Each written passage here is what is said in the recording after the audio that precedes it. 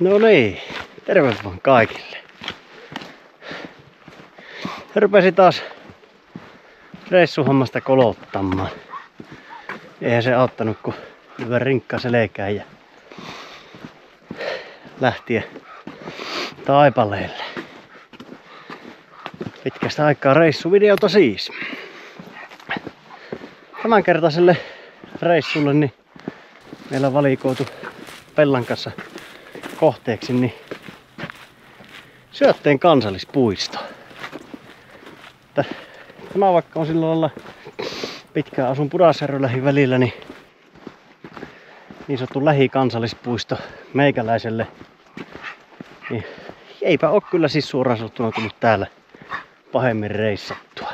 Ihan muutaman kerran on käynyt vähän hiihtämässä ja pyörähtämässä. Ja me täällä tietysti paikkakuntalaisena, kun saa täällä pyytää, niin käytiin aina täällä. Mutta en tosiaan sen kummemmin reppuretkellä. Tässä lähdettiin aika vasta tuosta luontokeskukselta kävelemään ja tarkoituksena olisi tänään tai tällä reissulla kävellä tuo Toraslammen kierros. Ja se on 28 kilometriä pitkä ja tarkoituksena on olla yötä siinä Toraslammen jälkeen, eli Lomaojan laavulla. Ollaan siinä telttamajoituksessa ja huomenna kävellään sitten loppuun. Ja tuossa justiinsa tultiin Annintuva ohi. Annintupa on päivätupa tuossa jokirannassa. Ja tästä nyt jatketaan sitten eteenpäin kohti Toraslampea. Semmoinen reilu 7 kilometriä siihen oisi. Äsken tultiin vaaraa alas, niin hienoja tuommoisia vanhoja kuusikoita ja nyt ollaankin sitten tämmöisellä avosuolla. Kiva tämmönen sumunen ilma. Lähtiessä oli 5 astetta lämmintä, niin ihan näppäimilleen nyt on seikkailuilmat täällä. Tämä sumu luo tähän tämmöstä mystiikkaa ja tunnelmaa, niin tämä on kyllä oikein mukava. Pellalla näkyy olevan sen verran menohaluja, niin ei se auta kuin lähteä kävelemään.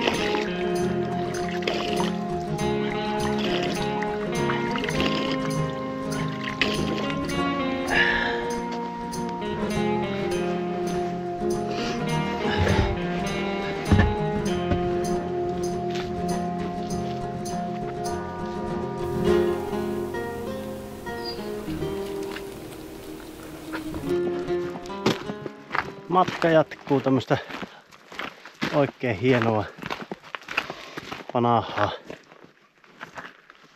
kuusikkoa myöten.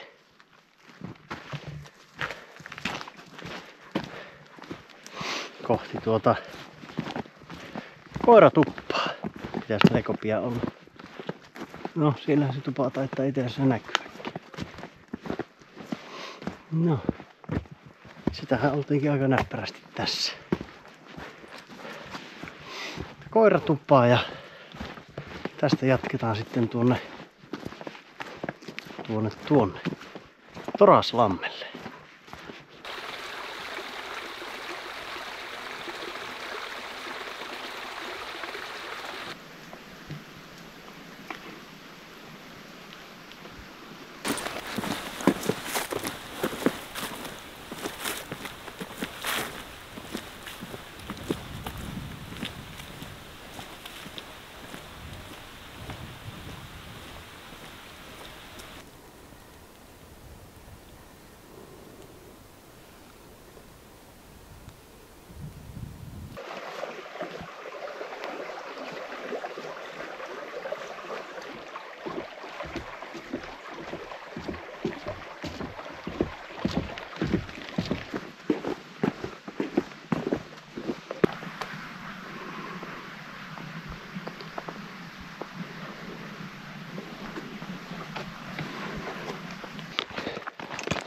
Laitetaan tulemaan tuohon Torasalmen autiotuvalle ja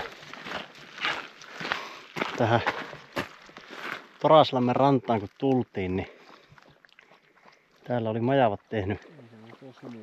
Tämä majavat on kyllä urakoinut täällä. Tuossa missä tulee tuo Hiihtolavun silta.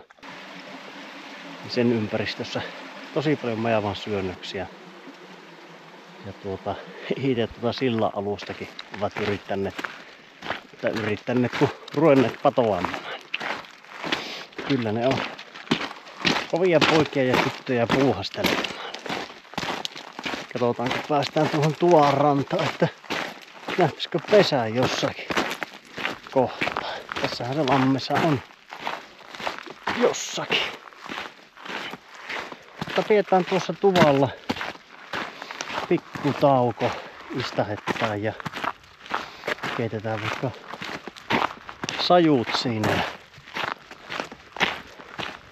Tästä ei enää ole siihen Lomaujallekaan kauhean pitkä matka, niin kerettä hyvin päivänä aikaan siihen. Lakkaa päivä olemaan jo melko lyhyi tällä korkeudella.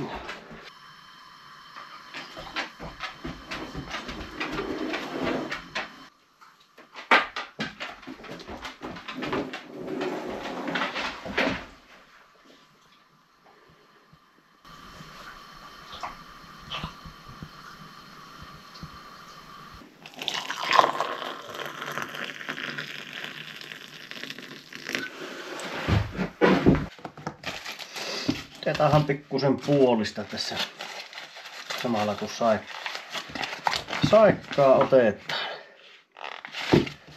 Kyllä oli kotua kun lähdin, niin monen kertaan kävin kaikki läpi, että on, kameravehkeet on, tämä on, nuo on. Pitäisi kaikki olla. Mä siinä sitten missähän kohin minä olinkaan menossa. No, Oulu-Pudasjärvi välillä kuitenkin, niin hoksasin, että ei helvetti, että mulla ei ole puukkoa matkassa. No, yleensä autossa on joku puukko, mutta no, nyt ei ollut sitäkään. Ei siinä hätää ollut sen näköinen. Pyörähin Pudasjärvellä Tokmannin parkkipaikalle ja kävin hakemassa halvimman morapuukon, mitä sieltä löytyi. Niin nyt on puukko tälle reissulle ja saapi jättää autoon sitten yleistyökaluksi tuo. Se pitää hatara olla pää ja selvästi on liian kauan oltu pois reissaamatta tai reissuilta, kun ei muista enää yleistyökalua ottaa mukaan. No, jospa tämä nyt tästä tilanne helpottuisi, ettei toista kertaa unohtuisi.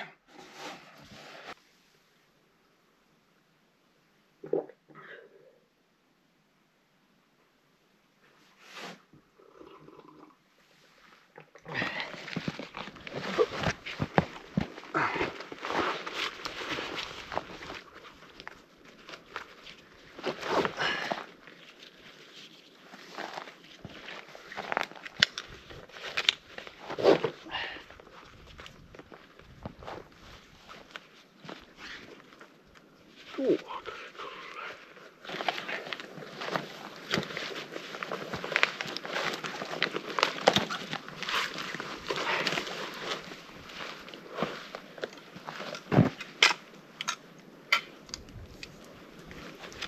Noniin, lähet.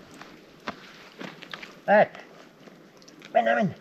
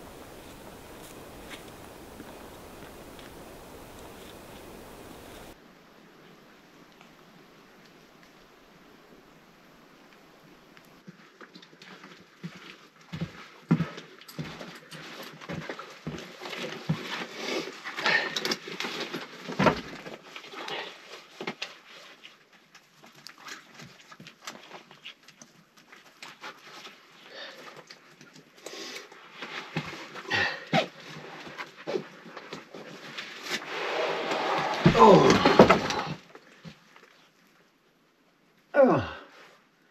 No sitähän päästiin perille.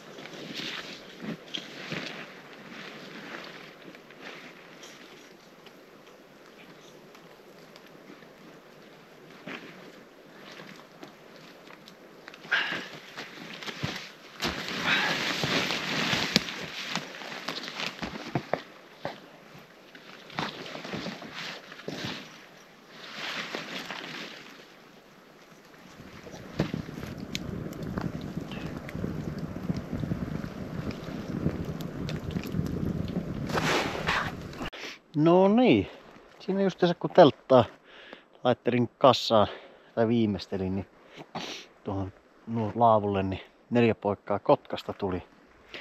Kävin niiden kanssa juttelemassa, niin herkisikin tulla pimiä ennen kuin taas pääsin palaamaan tänne laavulle kuin teltalle.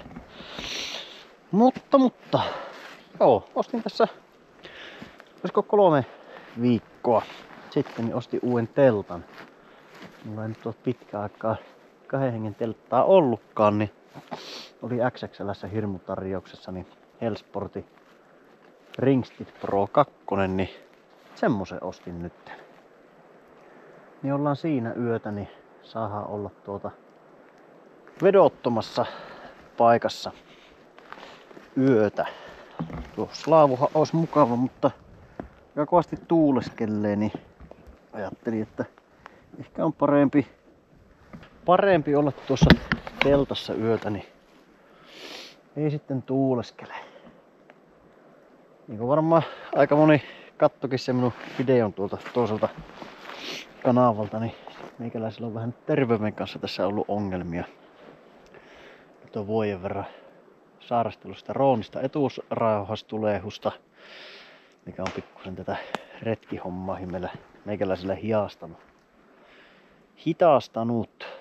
Mutta jos enemmän haluat kuulla, niin minä linkkaan sen tuonne kuvaukseen, niin sen videon, niin kuuntelee sieltä sitten. En nyt jaksa siitä koko aikaa paasata. Mutta kuitenkin, että vähän pitänyt varusteihin satsata ja panostaa, niin ostin teltan tässä ihan sen takia, että saapi reissata.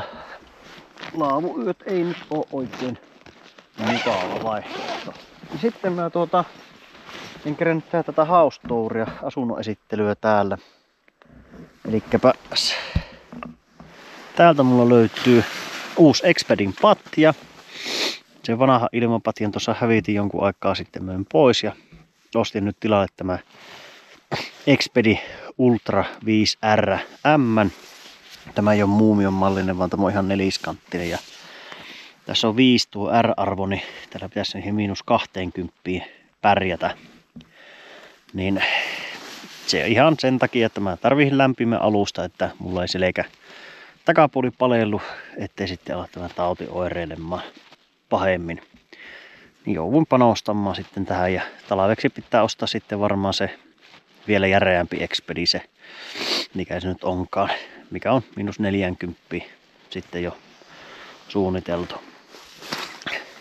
Mutta 7 senttiä paksu alusta, niin ensimmäistä yötä nyt käytössä. Sitten mulla on täällä makuupussina, niin mulla on itse ommeltu retkipeitto. Näitä minä nyt oon ommellut tässä kevään ja kesäaikana kymmenkunta ihmisille. Se on 170 Climashield Apex ja siihen sitten päällikankaat laiteltu, niin tällä pitäisi pärjätä aika lailla nollan tietämille. Joku +5+. Mutta kuitenkin näissä olosuhteissa pitäisi olla ihan riittävä ja mikä siinä on parasta, niin se painaa vaan 500 grammaa. Tällä lailla itselle mitoitettuna, niin tosi kevyt ja pitäisi olla lämmin. Tää onkin lämmin. Tää on toinen itselleni ompelin ja muutamia öitä on nukkunut siinä toisessa, mutta tässä en ole vielä yhtään yötä nukkunut, niin katsotaan miten pärjätään. Mutta jutustellaan tästä huomenna vähän lisää. Mutta nyt lähdetään tuonne tulille istumaan ja kohta ruvetaan kyllä syömään. Tänä päivänä on, niin kuin sanoinkin, vähän panostettu ruokaan illalla, niin mulla on uuniperunoita, folioon kääritty perunoita, niin laitellaan nyt nuotioon hiilokseen paistumaan ja sitten on ihana entrecôte-pihvi iltapalaksi. Kyllä niillä eväillä pärjätään. No niin, perunaset täällä alkaa olemaankin kypsiä. Niin siirretään ne tuonne vähän sivummalle. Laitetaan ritiillä siitä valmiiksi. Mistä saisi pykälä alemmaksi? Laitetaan se ihan tuohon hiilille. Käytetään vaan pikkusen aikaa tuossa hiiloksen päällä sitä pihviä sitten, niin eiköhän siitä hyvää tule.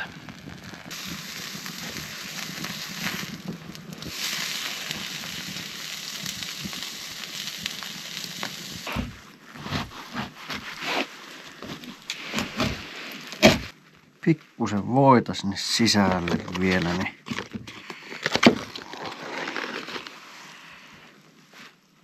ai että. Kyllä kuulkaa siitä kelepaa nyt ruveta syömään.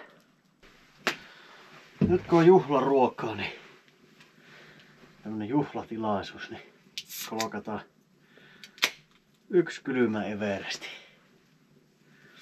Kippis kaikille teille katsojille, jotka olette kaikki nämä vuodet pysynyt mukana. Toivottavasti pysytte vielä monta vuotta. Vaikka on ollut vastustaja vaikea, niin ei näitä olla lopettamassa näitä videoita. Kyllä tuntuu olla hienolta täällä maastossa tässä koiran kanssa. Ja kyllä nämä retkihommat taas tästä lähtee. Mutta nyt kippis teille. Ai että. Mutta nyt maistellaan. Heitetään jalaka tuohon ja maistetaan ensinnä perunaa.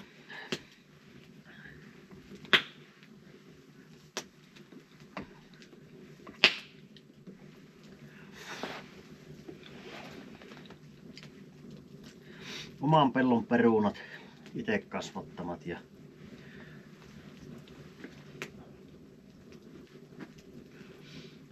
tunti nuotiota,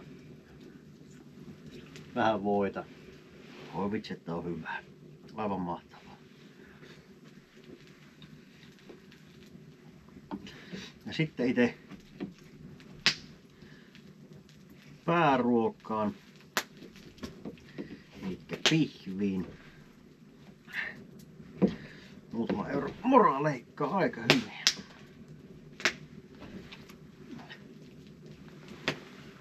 Kattokaapa miten hienosti onnistui jättää mediumiksi.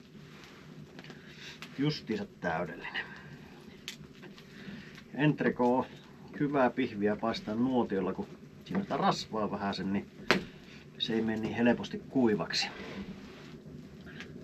Nyt.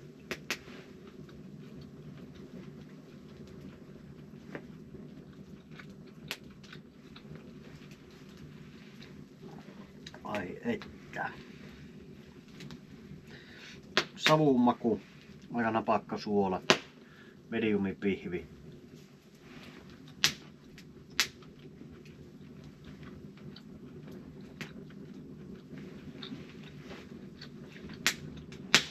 Se ei tarvitse mitään muuta.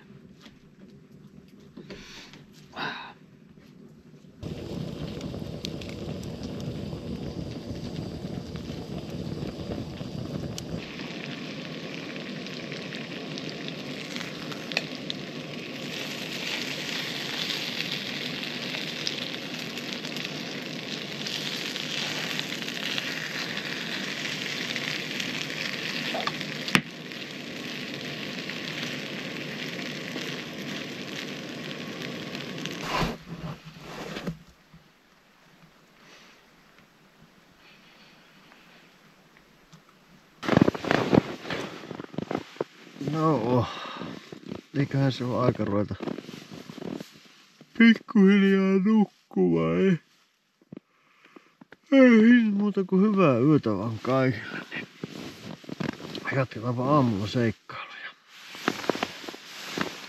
Öitä.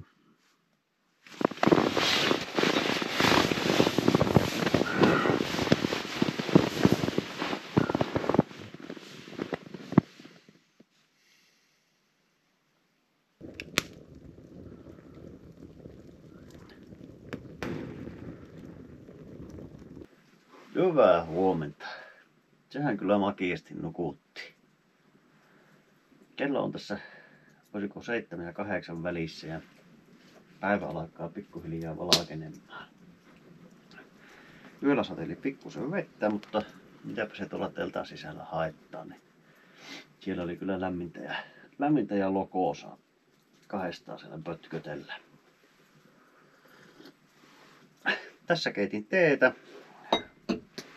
vettä rangialla ja sitten teelapuu sinne laitoin ja tässä oottelen, että nuotiollani lanttukukko lämpii ja tässä leivoin 2-3 päivää sitten niin lanttukukkoa ja sitä oli vielä puolikas jäljellä, niin että sehän on hyvä tässä aamupalalla syödä napertaa.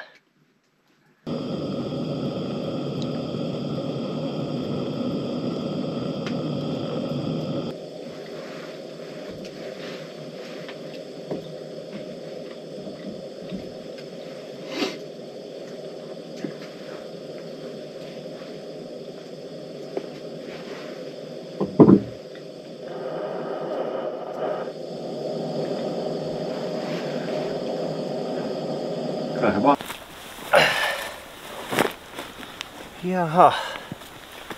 Sehän alkaisi olemaan vähän niinku lähtöitkuja ja pakkailuja vailla, niin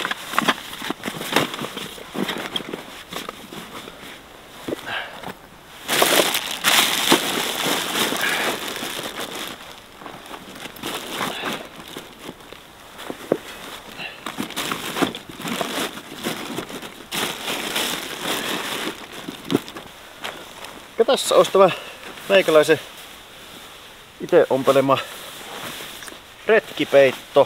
Tää on tämmönen muumion mallinen ja toi tässä on tuolla väärin päin.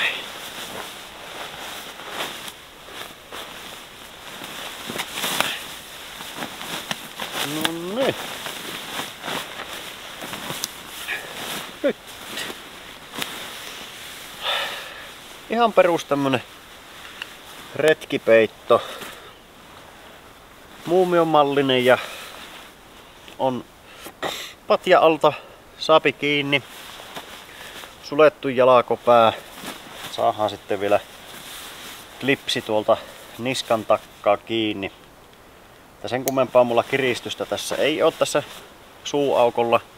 Se on kavennettu tämä pääty tänne näin, niin se peittää täältä aika hyvin. Ja ite ainakin kun nukkuu peitolla, niin aika paljon nukkuu sille, että käellä ottaa ja taittaa aina tuon kauluksen tähän niin kuin ympärille, kun tänne kääriytyy, niin se on vähän turha minusta se kiristys ollut. Mutta näitä meikäläinen tässä nyt on ommellut kymmenkunta testikappaleita eri tai ihmisille. Aina tuota kysely, että tarvitseeko joku, että meikäläinen materiaalikustannuksilla näitä ompeli testiin, mutta jos joku tämmöisen haluaa, niin kyllä meikäläinen se voi ommellakin sitten tämmösen.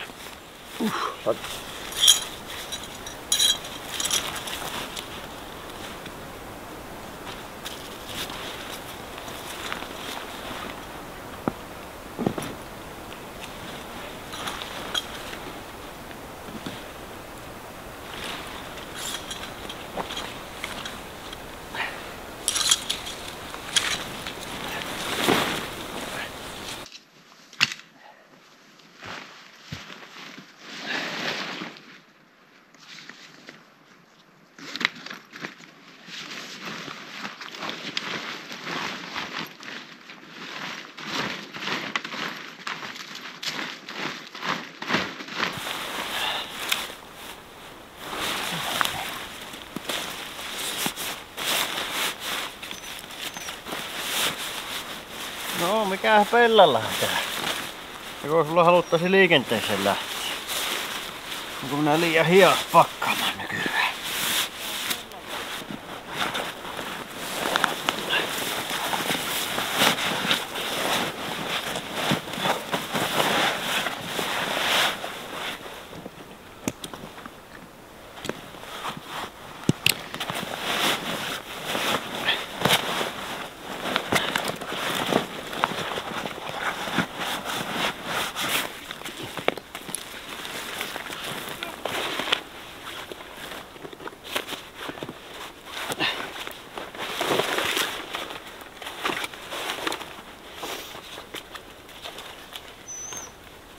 No lähet. No niin, sitten mennään. Ei sinne polulle. Polulle päin. Siinä, hyvä.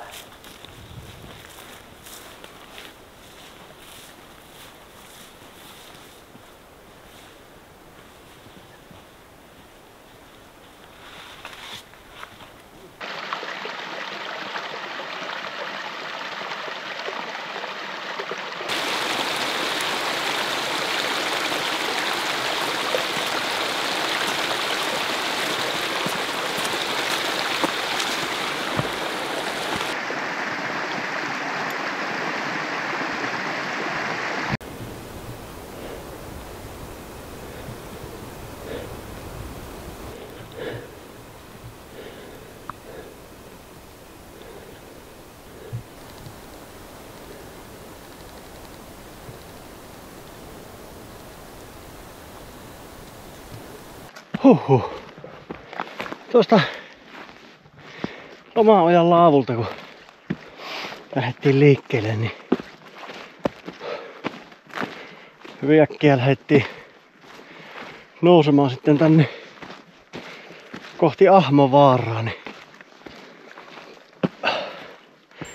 aika jyrkkää nousua on tänne, niin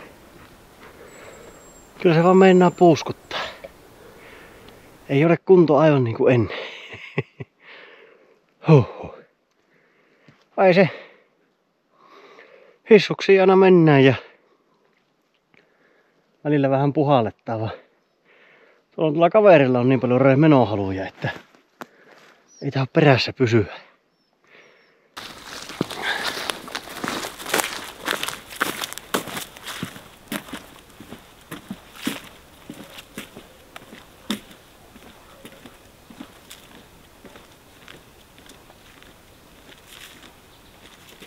Aika huluppiat maisemat kyllä täältä Ahmakallion näköalapaikalta paljastuu.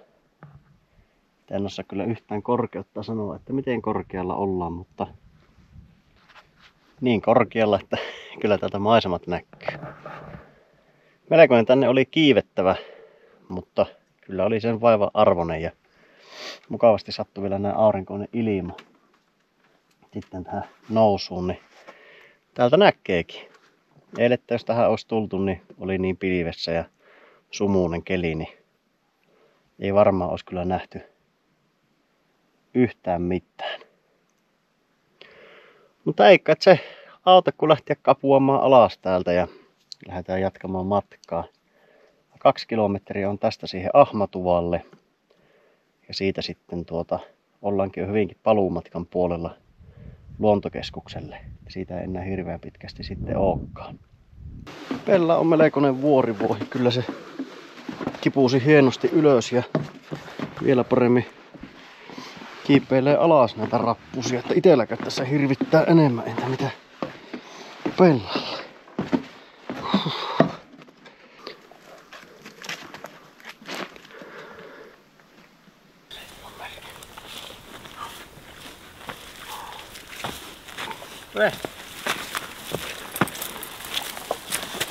Kyllä.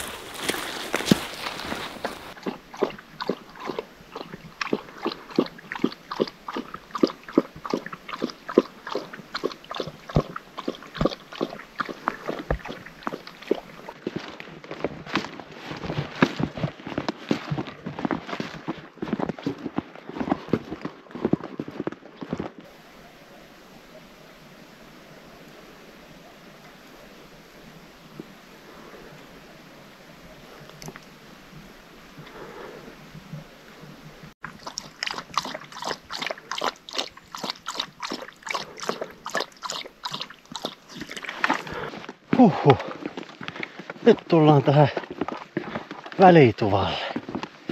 Mentiin tosta, siinä oli se Ylpiän tupa oli välissä, vaan meillä olikin sen verran vauhtia, että pyyhkästiin siitä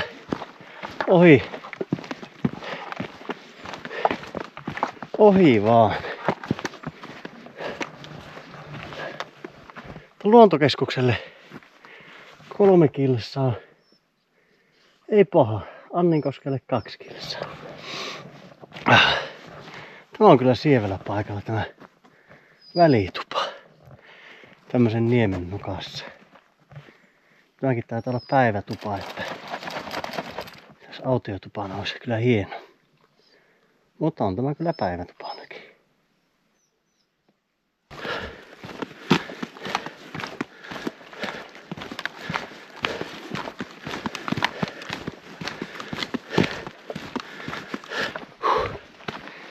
Kylläpä se tuntuu mäen nousu raskalta.